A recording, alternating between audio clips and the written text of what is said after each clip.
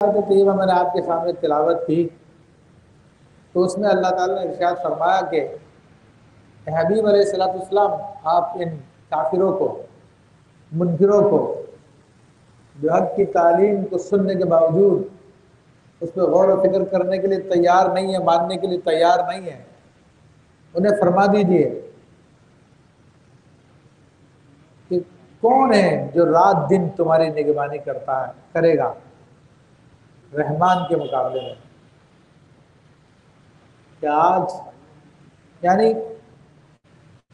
فرمایا اللہ تبارک تعالیٰ کون ہے جو رات دن تمہاری نگرانی فرماتا ہے رحمان کے علاوہ، یعنی اللہ تبارک و تعالیٰ ہی نے ابھی تمہیں محفوظ رکھا ہوا عذاب سے، تو چاہے تو ابھی عذاب آ جائے، مگر قرآن کے دیگر مقامات پہ اس بات کی وضاحت کرنی ہے کہ اللہ تبارک و تعالیٰ نے ان کے لیے ایک وقت مقرر کر دیا ہے، تو اس وجہ سے ان لوگوں کو عذاب سے بچا کے رکھا جاتا ہے۔ کہ بل ہم عن ذکر ربہم معرضون، مگر ان کا کیا عالم ہے، کفار کا کیا عالم ہے، منکروں کا کیا عالم ہے کہ وہ اپنے رب کے ذکر سے منہ موڑ لیتے ہیں،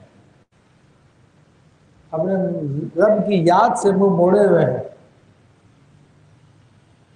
یہ ان کی کیفیت کو بیان کیا جا رہا ہے۔ آج بھی ہم دیکھتے ہیں، دیکھیں قرآن مجید فرقان حمید ایک زندہ کلام ہے، یہ نہیں کہ بس 1400 سال سے پہلے لوگوں کے لیے آیا، آج بھی قرآن کی آیتوں کو لے کے اگر آپ تمام صورتحال کو دیکھیں گے تو یہی صورتحال آپ کو نظر آئے گی کہ کفار کتنی بکواسیں کرتے رہتے ہیں، آئے دن کوئی نئی بکواس، کوئی نئی گستاخی، کوئی نیا سوچا چھوڑتے رہتے ہیں اور مسلمانوں کو پریشان کرتے رہتے ہیں۔ تو اسی کی طرف اشارہ ہے اللہ تبارک و تعالیٰ کا،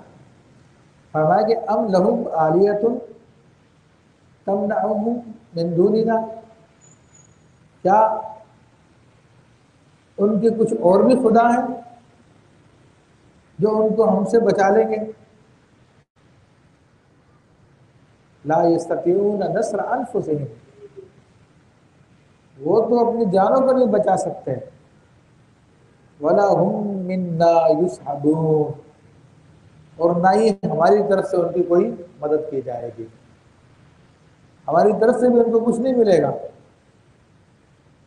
تو اب یہ ان کو بار بار متوجہ کرانے کے لیے بات کی جا رہی ہے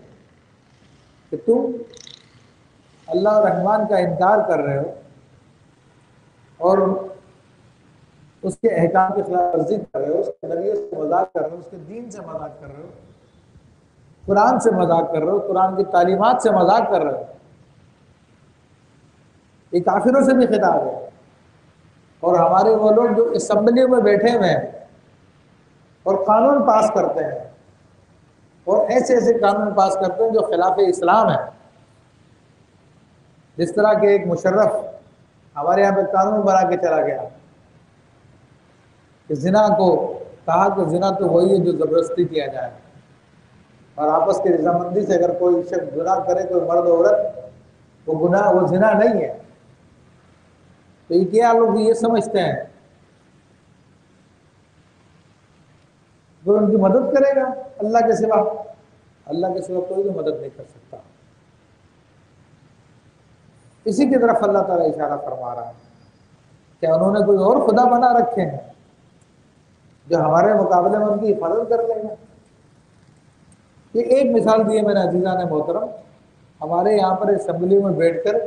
کتنے ایسے قوانین ہیں جو خلاف اسلام پاس کر دیے جاتے ہیں، انصاف کا خون کیا جاتا ہے، صرف اپنی خواہشات کو سب کچھ سمجھا ہوا۔ تو ان سب کے لیے تنبیہ ان آیات میں کہ جب اللہ کا عذاب آ جائے گا تو لا یستطیعون نصر انفسہم، پھر تو اپنی جانوں کی بھی مدد نہیں کر سکیں گے۔ آج تو کسی کی مدد کرنے کے لیے راتوں میں عدالت کو کھلوا دیتے ہیں، عید کے دن بھی چھٹی منسوخ ہو جاتی ہے عدالتوں کی، اور جو چاہے فیصلے کروا لیتے ہیں۔ لیکن ان کو مرنا نہیں ہے کیا؟ اللہ کو جواب نہیں دینا ان لوگوں کو؟